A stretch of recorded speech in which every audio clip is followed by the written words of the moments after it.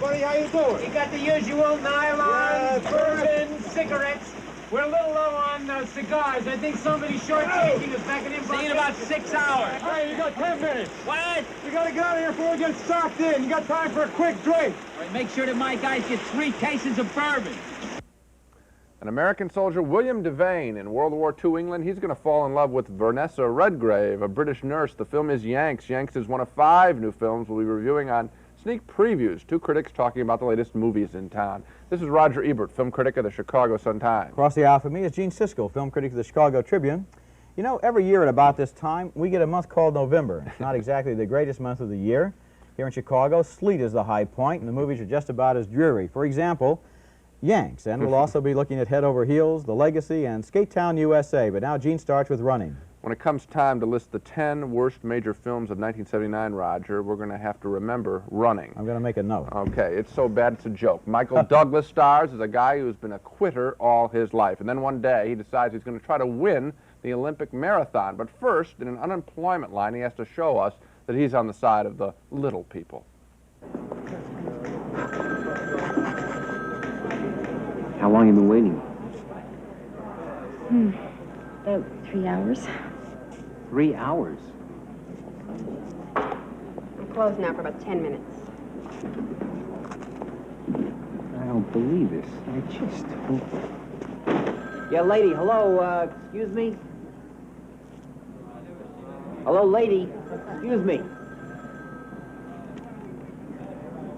Hey, fat lady!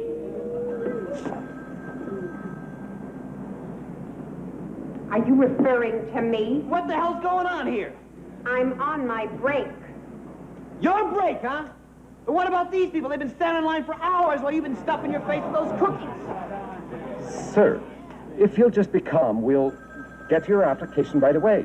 I don't want you to get to my application. I want that lady to open up this window right now. She's on her break. These people have paid money into this fund, so they deserve your utmost service and prompt cooperation. And I really resent your condescending attitude around here, you know, because if we were not all out of a job, then you certainly would be. If you want your benefits... Honey, take my benefits and shove them where the sun don't shine. What a cheap scene. Dump on the fat lady, cheer the unemployed.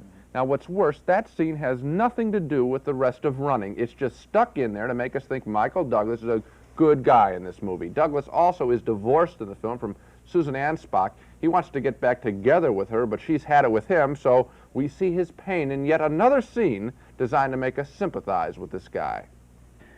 Janet, how do you feel about what I'm doing? What are you doing? Running. Well, it's hardly a lucrative profession with a bright future. Then you do object. Michael, you have been running on and off all our married life. I've never objected. Janet, I'm running in the Olympic trials. Well, that's wonderful, Michael. I'm really happy for you. Think I got a chance? Yeah, I think you have a chance.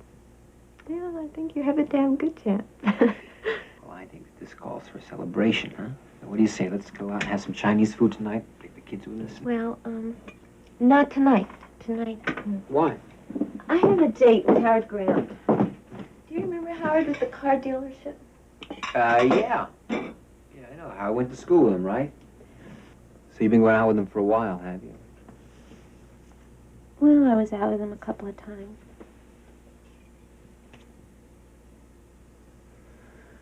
Well, he's a nice guy. Yeah, he is. Okay, I got some training to do. And... Michael, I'm sorry. What are you sorry about? I mean, it's not like you're married anymore, is it?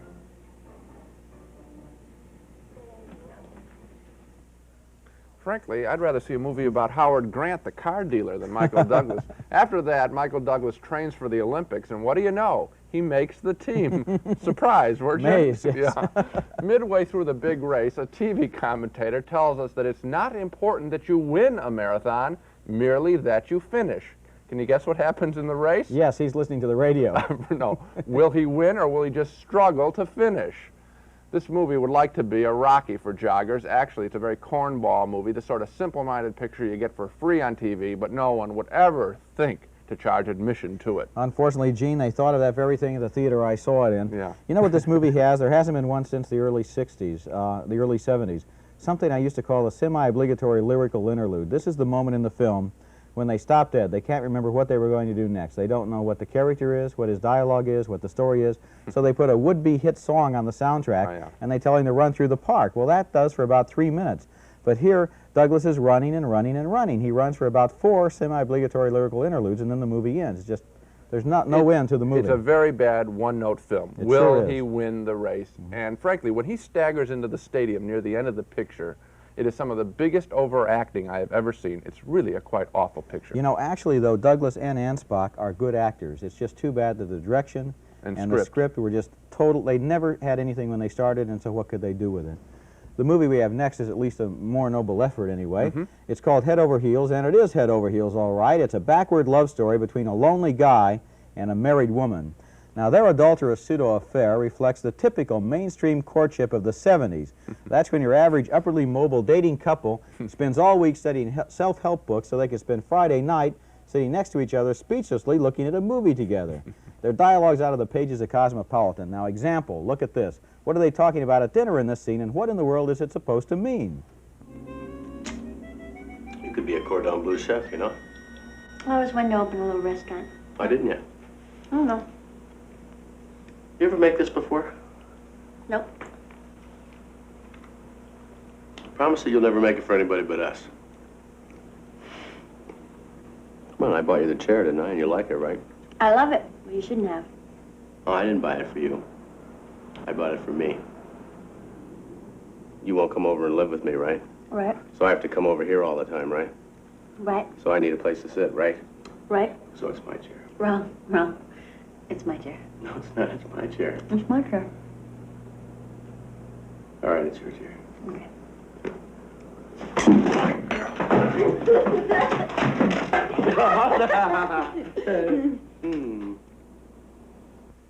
Oh, what cornball syrupy stuff. Break up the rocking chair, throw her into your arms. That's what to do. During those few moments when this tragically chic couple is sharing the same scene, they're so strange we want to introduce them. Their relationship is shallow, their conversation is pointless. All the characters in this movie spend most of their time in empty conversations like this one, where the hero takes a friend to his mother's house for dinner.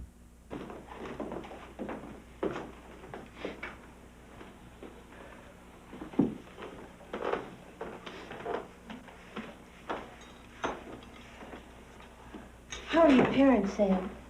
Where are they living? Well, my father's living in an apartment on Lee Road, and my mother's still in the house. Did you hear that, Charles? Sam's parents don't live together. You knew that, Mom. Sam's parents haven't lived together since Sam and I were in the 8th grade. I certainly did not know that. Well, that must make you very sad, Sam. I'm accustomed to it. Brave boy. Do you want me to get the food, Mother? What food? The turkey. There isn't any turkey. Well, whatever it is that you prepared, would you like me to go into the kitchen and get it? I didn't prepare anything. There isn't any dinner. There isn't any dinner. I guess the joke's on us. That's right. The joke's on you. Yeah. It sure is on you, too, because if there isn't any dinner, why put this scene in the movie when the couple still isn't talking to each other? Exactly. The wacky mother there was played by Gloria Graham. Head Over Heels is an annoying love story. Instead of giving us a movie about these lovers, who are they? Why are they in love? We really don't know. The director fills the screen with bickering, crazed characters and sappy embraces. Yeah, you know, when I see a picture like this with these modern psychologically troubled characters, I long for the good old days of movie making, not because the romances were so sweet and they always ended happily, but because there were strong characters. Somebody looked somebody in the eye and said, I love you. Somebody said, I can't love you. I'm not allowed to love you. Whatever it was, strong writing. This is Cary Grant and Ingrid Bergman, instead of these people saying, do you know what I mean? No, I don't know what you mean. What are you saying to me? You know, the audience is shouting out what they're trying to say to each other. It's a rip-off of Annie Hall. Woody Allen made a very fine film about couples, but there was some strong positive quality to them. This is just modern gibberish. You know, what I think about when I look at a movie like this, it's too bad if anybody gets stuck in a movie like this, but if you're stuck there, at least it's not a totally bad movie like Running, which has nothing in it, which is a total failure. This movie doesn't work, but the director, Joan Silver, is trying to do something. She's trying to do something original. We don't know what it is. I don't think she knows what it is, but it's fun to at least sit there and see how it fails, if that makes any sense. Yeah, I still skip it, and you agree, right? Yeah, don't go to see it. If you find yourself in it, that's how you think about it. That's how you survive it, maybe. It was only a matter of time, Roger, before a roller disco movie. You're kidding. No. As far as the skating goes, it's pretty entertaining, especially if, like me, you've never been to a roller disco or never seen anybody dance on roller skates. For people like me, that roller disco movie, Skatetown U.S.A., may hold your interest for, say, 20 minutes. All right, wake up, Skatetown U.S.A. Hello there, palm trees. Light up, pinball. Come on, we're going to get those kilowatts moving and those light bulbs grooving. Let the groove light up, turn, sparkle, and glitter. Open your eyes, snack bars.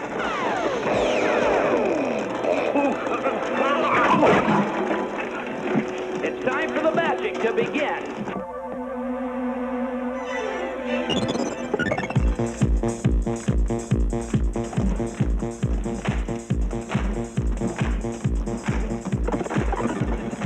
Skaters, I hope you're all having a groovy time.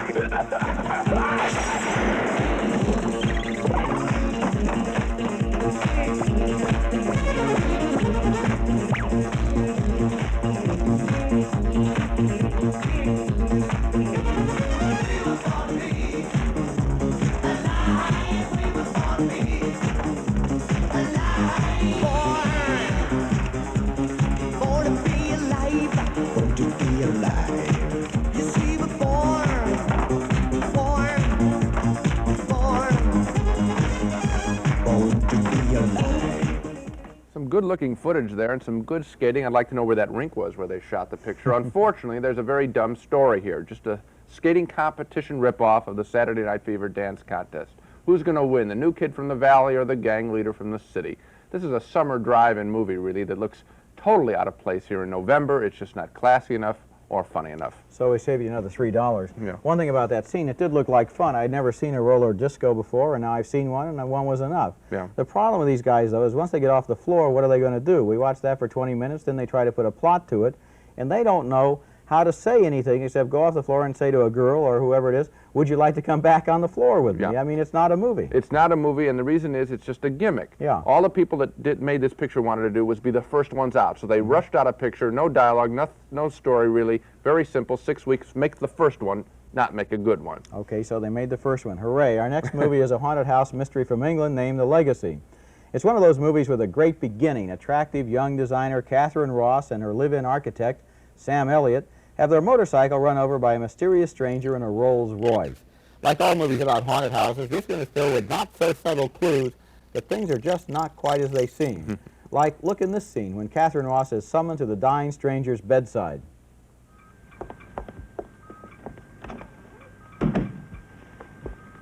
Welcome to you all.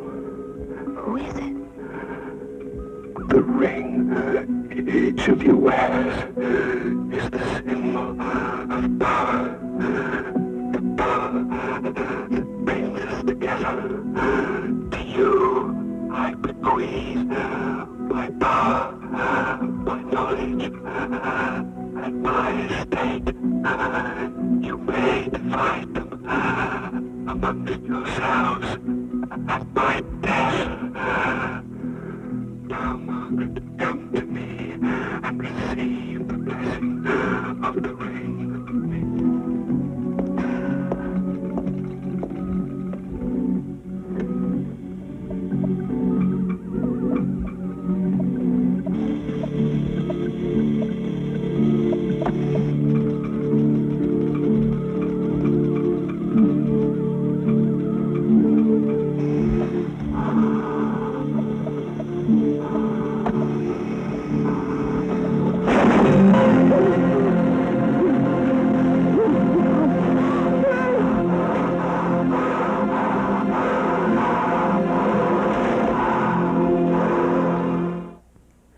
I don't believe it. Even after weirdo scenes like that, these characters are continually reassuring each other that things are going to be okay. They keep saying that and saying that, even though we know, and they should surely know by now, that things are never going to be okay in this haunted house. Catherine Ross has stumbled into a group of devil's agents who want her to become one of them, and the legacy is one long hour of wandering in the woods, followed by 30 terrible minutes of bloody special effects. Skip the legacy. Let me just underline how bloody these special effects are. It's an R-rated picture, and it's awful. We get to see, if you go to see the legacy, a woman impaled by shards of glass from a mirror, and there's a nice close-up of the glass stuck in her and her bloody face. Also, that nurse we saw, she performs a tracheotomy on a guy, and she's a pretty bad nurse. She cuts open his throat, and we again see a close-up with his throat just split open and blood all over his face. If that weren't enough, we get to see a guy explode in flames, and we get to see him roll around in flames. That's what this picture's about. It's a cheap, rough picture. Well described, Gene. You know, there are bad movies and bad movies. Some are bad because the people couldn't make a better one. This movie, the only thing in it that had any effort put on it was the special effects. There was no story. The people who made this movie possibly started with the special effects and said, let's put these special effects in a movie. We've got the stake, we've got the tracheotomy, now let's just have people walk around for an hour and shock them with this stuff. Those sound to me like very mean-spirited people. Yes. Okay, now when I went to see Yanks, I knew it was about World War II and American soldiers falling in love with British women. And I also knew it was made by John Schlesinger, the fine English director who's made such top-quality films as Midnight Cowboy and Sunday Bloody Sunday.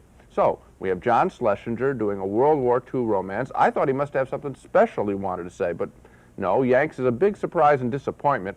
It's just a simple-minded Hearts and Flowers love story about an older, wiser, more mature couple and a couple of tempestuous young lovers. William Devane and Vanessa Redgrave are the more experienced folks. They have a relaxed, easy relationship. Forget the future. They just want to keep each other company now. He's a supply officer. She's a volunteer nurse. And they have a drink together at a U.S. Army hideaway.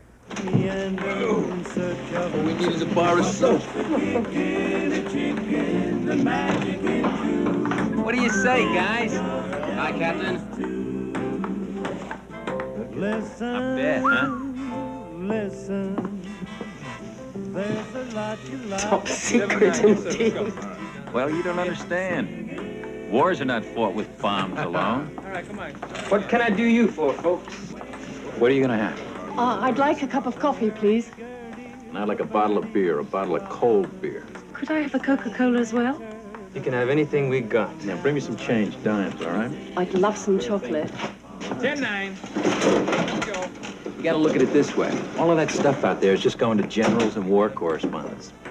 And all I'm doing is diverting a little of it to the common man. Democracy in action. Now you're cooking.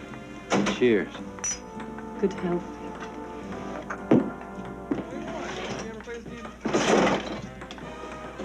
You're not waiting to see if you won. You know what the odds are against winning? Last guy to beat that machine was Al Capone. We flew that all the way from Havana, Cuba, you know that?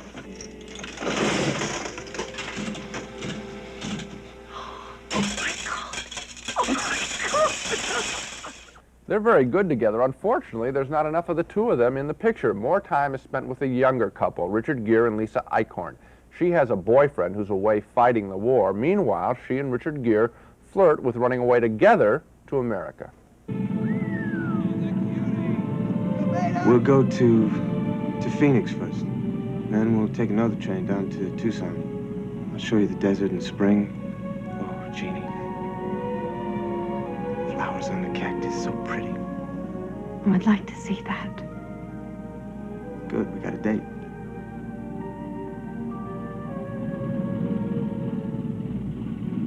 It's a long way. Yeah, it's a long way around the corner sometimes. I know that. But this is different.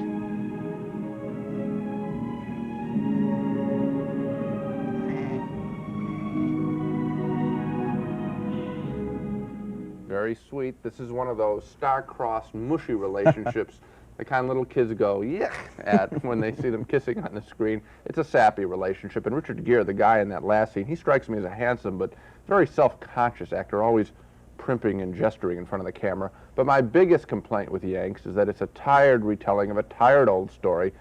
There's absolutely nothing fresh about Yanks, and that's shocking. I don't know why the director, John Schlesinger, made it. Well, I have a clue. There is something fresh about Yanks, and that's the grass and the trees and the vision that he has there. Maybe it was fresh in his memory. This might be something from his own youth or something. From his own youth, yeah. And he wanted to go back to it, and once he got back, he had this beautiful set decoration. He had all the props. He had the costumes. What to do with it? Who are the characters? What is their story? Yes, he really doesn't. He doesn't know. He just plays around with it. It's beautiful. After a while, it's over. There's something in common with all the rotten movies on this picture. They all have one big gimmick and then no people. Make a movie about running in the Olympics. Make a movie about shards of glass going into somebody. Make a movie about roller disco. Make a movie about recreating England. But they all forget the people. Maybe they ought to start with the people and then come up with a place to put them. Or maybe before they start making a movie, they ought to know why they want to make it. I guess, though, that of the 5 movies on this show, none of which we recommend, if you want to take a chance on one of them, certainly in terms of its physical beauty, we'd probably recommend Yanks. Well, look who's here. You know, I don't know why, Spot, why you showed up now. You should have been here at the top of the show, because we already had our dogs. So look, here's what we're going to do. Roger and I thought we'd try a change of pace. We're going to skip our regular Dog of the Week feature, if it's okay with you, and now we're going to recommend some pictures you should see. We've already talked about all the rotten pictures, but the films you should see are not in the movie theater right now. They're so lousy around right now. The movies we want you to see are on television. In the fall, commercial TV networks, in an effort to get high ratings, cram their primetime schedules full of expensive first-run movies. We're now going to give you reviews of 4 of them coming up in November. Okay, Gene, let's start with 2 blockbusters coming up on TV, an action comedy named Silver Streak, and a multi-million-dollar World War II extravaganza named A Bridge Too Far. Now, these 2 movies may seem to be very different at first glance, but actually, they're typical of first-run movies on television, and that's because they're both on at the same time. Silver Streak stars Richard Pryor and Gene Wilder as 2 con men trying to avoid the cops on a cross-country passenger train. And Silver Streak will make its television premiere on Thursday, November 15th on CBS. Stupidest idea I have ever heard. You want to save that girl's life? Then it's this or we're dead. Now take off your jacket. Come on. I can't pass for black. You tell him. I didn't say I was going to make you black. I said I was going to get you on the train. Now, we got to make them cops think you're black. It'll never work. Never. What, are you afraid it won't come off? Meanwhile, over at NBC, A Bridge Too Far goes so far that it begins November 15th and concludes on the 16th. That's so you can spend 24 hours in suspense if you haven't heard who won World War II.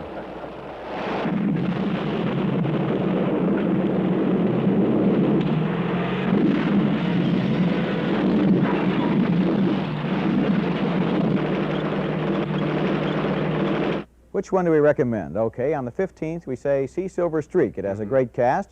Gene Wilder, confused as ever, Jill Clayburgh, sexy as ever, and Richard Pryor, explosively funny as ever, so see Silver Streak on the 15th. And that leaves the night of the 16th. Now, believe me, it's all right if you miss the first part of A Bridge Too Far, because the second half on the 16th shows you what you missed. The same people doing the same things, only later on in the same movie. Now, A Bridge Too Far, alas, is not a good movie. It should have been renamed A Bridge Too Long. Absolutely. Okay? Now, later this month, there are 2 more network movie premieres. On Monday, November 19th, CBS TV is presenting The Turning Point, a film about 2 women friends, Anne Bancroft and Shirley MacLaine. Bancroft is a professional ballet dancer. MacLaine gave up dancing to get married. So when they meet again after a few years, they obviously challenge the choices each has made in her life, and the sparks really fly. You'd walk over anybody and still get a good night's sleep. That's exactly how you got where you are, Emma.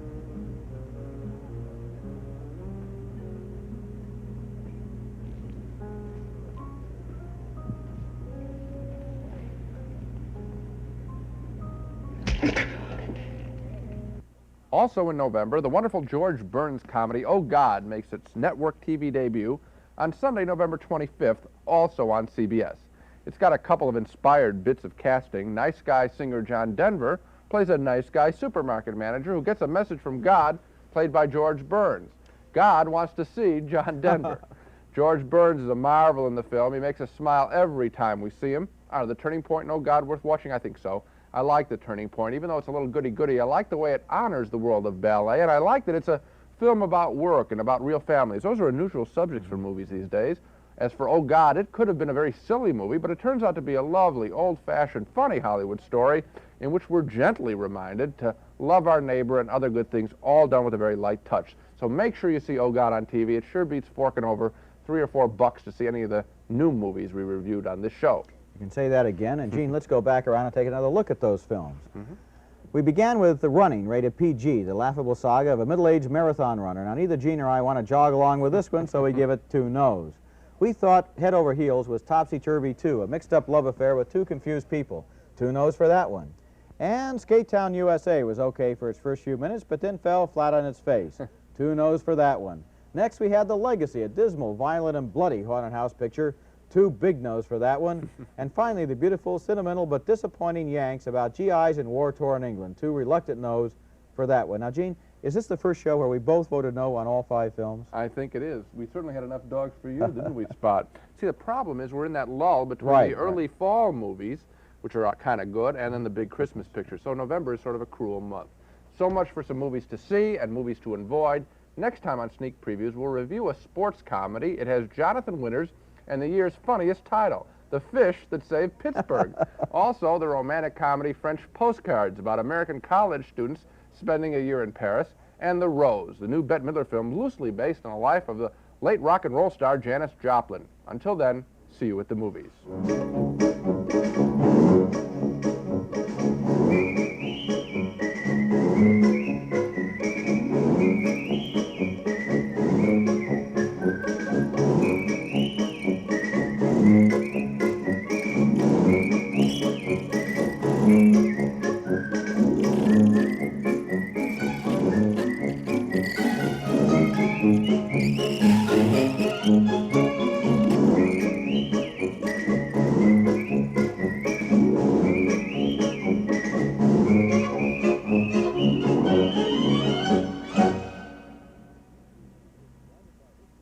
Funding for Sneak Previews was provided by this station and by other public television stations.